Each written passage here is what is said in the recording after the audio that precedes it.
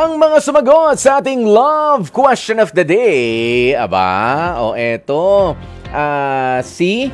Ito ang pangalan niya sa love question natin. Tama ba? Si Kaizel Paktor. Sabi niya, naku, hindi po kasi usually perfect masyado yung mga standards ng tao sa pagpili ng jojowain.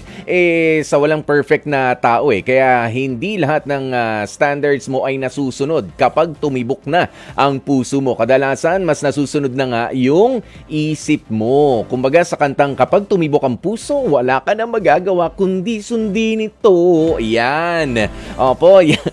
Sabi naman ni Cherry May Chavez, hindi na kasi kapag puso na ang nasunod, magiging bulag ka na, bulag sa pag-ibig at lahat ay hahamakin na, masunod lamang ang iyong pagmamahal para sa isang tao. Makakalimutan mo yung mga standards na yan. Ay totoo, yung mga sinet mo, totoo. Ayan, si Zyrene Sadak, sabi niya, definitely hindi na nasusunod yung mga standards.